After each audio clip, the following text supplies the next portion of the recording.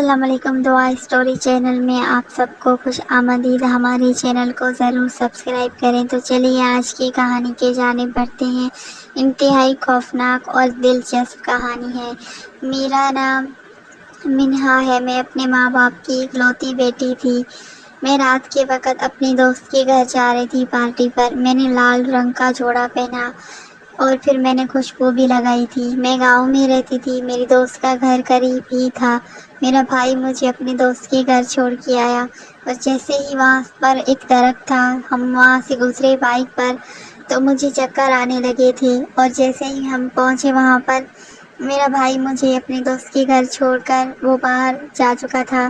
اس نے کہا تھا کہ جب تم مجھے میسج کرو گی تو میں تمہیں لینے کے لیے آ جاؤں گا۔ میں اپنے دوست کی اچانک تیزی سے مجھے چکر آنے لگے اور میں نیچے گر گئی۔ میرے دوستوں نے مجھے سنبھالا، پانی وغیرہ دیا اور مجھے چیئر پر بٹھایا، لیکن پھر بھی میرا دل گھبرا رہا تھا، پتہ نہیں کیوں۔ سب لوگوں نے میری بہت زیادہ تعریف کی تھی کہ میں بہت زیادہ خوبصورت لگ رہی ہوں، اور یہ جوڑا جو ہے مجھ پہ بہت زیادہ سج رہا ہے۔ اور میری دوستیں ادھر ادھر ہو گئی تھی، مہمانوں میں بزی وغیرہ ہو گئی تھی، تو مجھے پھر سے عجیب قسم کی خوفیں محسوس ہو رہی تھی۔ نہ جانے دل میرا کیوں اس درخت کی طرف مائل ہو رہا تھا۔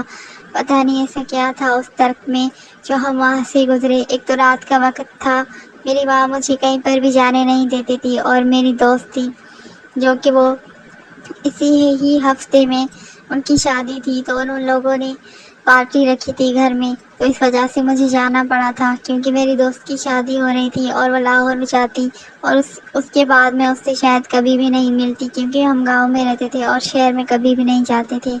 میرے ماں باپ صرف گاؤں میں ہی رہنا پسند کرتے تھے اور ہمیں خود ہی گاؤں میں رہنا پسند تھا، اس وجہ سے میں شہر نہیں جا سکتی تھی۔ میں نے اپنی سہیلی کو بلایا اور پاس بٹھایا، اسے باتیں کرنے لگی تھی۔ نہ جانے مجھے ایسے محسوس ہوا تھا کہ کوئی گزرا ہے میرے سامنے سے، لیکن مجھے ہی محسوس ہوا تھا، میری سہیلی کو محسوس نہیں ہوا۔ میں نے اس سے پوچھا کہ تمہیں کچھ محسوس ہوا یہاں پر؟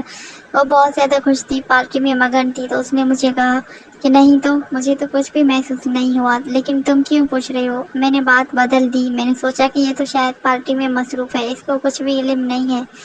تو پھر جیسے ہی میری دوست وہاں سے اٹھی اور باہر شہر میں جانے لگی پارٹی انجوائے کرنے، لیکن مجھے پھر سے خوف محسوس ہو رہا تھا۔ جیسے ہی میں نے اوپر کی جانب دیکھا کہ میں تو ایک درخت کے نیچے بیٹھی ہوں، تو مجھے خوف محسوس ہونے لگا۔ میں وہاں سے اٹھی اور دوسری جگہ پر بیٹھنے لگی جہاں پر درخت نہیں تھا، لیکن بار بار میری نظریں اس درخت کی جانب اٹھ رہی تھی، جو کہ مجھے بہت زیادہ خوف محسوس ہو رہی تھی۔ میں وہاں سے بھی اٹھی، لیکن یہاں پر ارد گرد بہت زیادہ درخت تھے، کیونکہ یہ گاؤں کا علاقہ تھا، یہاں پر بہت زیادہ درخت ہوتے تھے۔ میری ماں کی بات یاد آ گئی تھی کہ جہاں کہیں پر بھی تم رات کے وقت جاؤ تو اپنے سر پر دوپٹہ ضرور پہنو، کیونکہ اثرات ہو جاتے ہیں۔ یہ بات یاد آ کر میں نے سر پر دوپٹہ پہنا اور آیت الکرسی پڑھ کر میں نے خود کو دم کیا تھا، اور تھوڑا بہت میری طبیعت بھی بہتر ہونے لگی تھی۔ رات کافی ہو چکی تھی، پارٹی ختم ہو چکی تھی، سب لوگ اپنے گھروں پر جا چکے تھے۔ میرا بھائی بھی مجھے لینے آ گیا تھا۔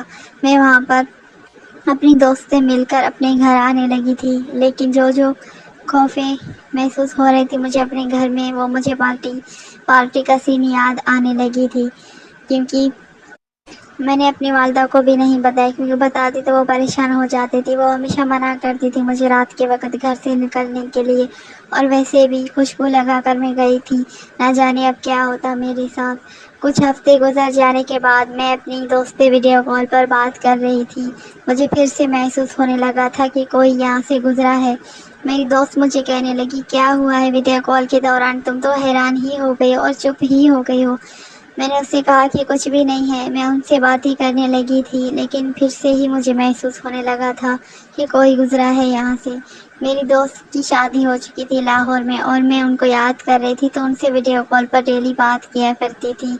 اس وجہ سے میں آ کے صحن میں بیٹھ گئی تھی اور ویڈیو کال چل رہی تھی۔ میں نے پانی کا گھونٹ پیا اور پھر سے میں اپنی باغ میں چلی گئی تھی، اپنی دوست سے ویڈیو کال کر رہی تھی، انہیں باغ کی تصویریں سینڈ کر رہی تھی، لیکن ویڈیو کال کے دوران بار بار مجھے ایک خوشبو محسوس ہو رہی تھی، وہ خوشبو مجھے اپنی طرف مائل کر رہی تھی۔ یہ خوشبو تو وہی تھا جو میں لگا کر گئی تھی اپنی دوست کی پارٹی پر، لیکن یہ یہاں پر کیسے آئی تھی؟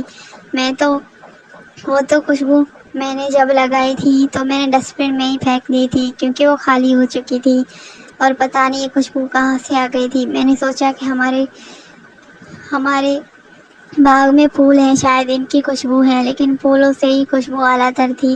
یہ خوشبو مجھے بار بار اپنے طرف متاثر کر رہی تھی۔ نہ جانے ایسا کیا تھا اس خوشبو میں، جو کہ اس خوشبو کے ارد گرد میں جانے لگی تھی۔ جہاں سے خوشبو آ رہی تھی میں وہیں پر ہی جا رہی تھی، اور اچانک پیچھے سے مجھے کسی نے آواز دی اور کہا کہ یہ خوشبو نے مجھے متاثر کیا ہے، جیسے کہ آج تم متاثر ہو رہی ہو۔ یہ آواز نے میرے دل کی رگیں بند کر دی تھی۔ میں بہت زیادہ ڈر سے کانپ گئی تھی، خوف کے مارے میں جلدی سے اندر آنے لگی تھی۔ نہ جانے یہ کس کی آواز تھی، اور مجھے نہیں معلوم تھا کہ یہ کون ہے جو میری خوشبو لگانے سے متاثر ہوا ہے۔ پھر مجھے یاد آنے لگی تھی کہ یہ تو وہی خوشبو ہے جو میں پارٹی میں گئی تھی، اور جیسے اس درخت سے گزری تھی مجھے سر میں چکر آنے لگے تھے۔